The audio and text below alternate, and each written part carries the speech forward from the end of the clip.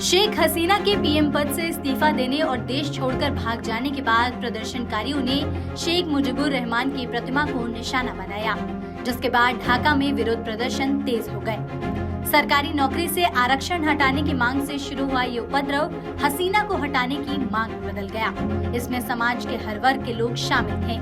माना जाता है कि पर्दे के पीछे इसमें विपक्ष की एकता ने बहुत बड़ी भूमिका निभाई। बांग्लादेश की सेना ने घोषणा किया कि वो हसीना के पद से इस्तीफा देने के बाद देश में अंतरिम सरकार बनाएगी।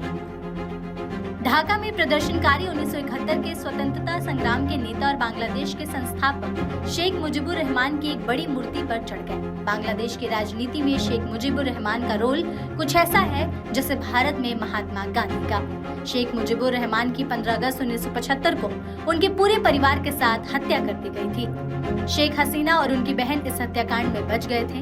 अब ठीक उसी समय बांग्लादेश की बेटी और पीएम रही शेख हसीना ने इस्तीफा दे दिया और उनके पिता की तरह उनके साथ कुछ ऐसा न हो, इसलिए वो देश छोड़कर भाग गए। बांग्लादेश में आरक्षण के मसले पर शुरू हुआ ये विरोध प्रदर्शन अब बेकाबू हो गया है और हिंसा के रूप में बदल चुका है। छात्रों के आंदोलन ने इतना विकराल रूप ले लिया कि ये हसीना को हटाने के अभियान में बदल गया। शेख हसीना ने जनवरी में चुनाव में लगातार चौथी बार जीत हासिल की। उनकी इस जीत का विपक्षी बांग्लादेश नेशनलिस्ट पार्टी ने बहिष्कार किया था। बहिष्कार करते हुए पार्टी ने चुनावों को केवल दिखावा बताया था। हालांकि अमेरिका, कनाडा, रूस, इस्लामिक सहयोग संगठन और अरब संसद सहित विदेशी पर्यवेक्षकों ने बांग्लादेश में हाल ही में संपन्न आम चुनावों को स्वतंत्र, निष्पक्ष और शांतिपूर्ण बताया था। वहीं अमेरिकी विदेश विभाग के अधिकारी ने इससे उलट कहा कि चुनाव स्वतंत्र और निष्पक्ष नहीं थे। बांग्लादेश की सेना ने घोषणा की कि वो अंतरिम सरकार बनाने जा रही है। कई लोग तख्ता पलट के पीछे अमेरिका का हाथ देख रहे हैं, क्योंकि पिछले कुछ सालों से हसीना के अमेरिका के साथ रिश्ते खराब चल रहे थे।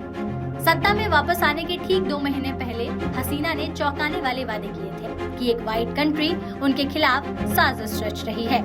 5वां कार्यकाल शुरू होने के महीनों बाद हसीना ने मई में दावा किया कि उनके ऊपर एक शक्तिशाली देश की तरफ से एयरबेस बनाने के लिए जमीन मांगी जा रही है और ऐसा करने पर उनकी सरकार सुरक्षित चलने का ऑफर दिया जा रहा है, लेकिन उन्होंने इस ऑफर को मानने से इनकार कर दिया।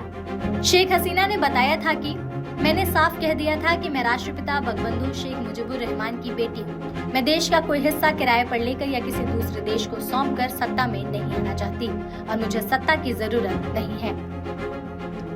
हसीना ने कहा कि वो हर जगह, घर और विदेश दोनों जगह की लड़ाई लड़ रही है और बांग्लादेश से एक नया देश बनाने की साजिशें अभी भी जारी है।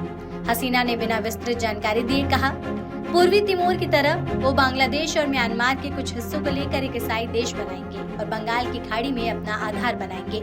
उन्होंने कहा कि सरकार को गिराने के लिए साजिशें रची जा रही हैं और उन्हें भी अपने पिता की तरह ही परिणाम भुगतने पड़ सकते हैं। बहुत से लोगों का मानना था कि हसीना अमेरिका की बात कर रही थी, क्योंकि उनके अमेरिका के साथ काफी समय से संबंध खराब चल रहे थे। अमेरिका ने सितंबर में हसीना की सत्तारूढ़ पार्टी के सदस्यों और कानून प्रवर्तन अधिकारियों पर वीजा प्रतिबंध लगा दिया था। वॉशिंगटन स्थित विल्सन सेंटर में साउथ एशिया इंस्टीट्यूट के निदेशक माइकल कोगैलमैन ने ब्लूमबर्ग से कहा था कि अमेरिका ने बांग्लादेश पर स्वतंत्र और निष्पक्ष चुनाव के लिए बहुत दबाव डाला, चाहे इसके पीछे कोई लालच हो, लेकिन इसका कोई फायदा नहीं हुआ।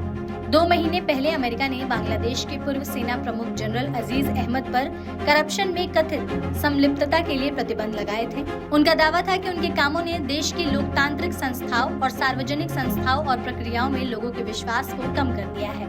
पिछले साल नवंबर में ढाका में ऐसी खबरें आई थी कि सत्तारूढ़ पार्टी के राजनेताओं ने चुनाव में उनके कथित हस्तक्षेप के बाद अमेरिकी राजदूत पीटर हास को कथित तौर पर धमकी दी थी।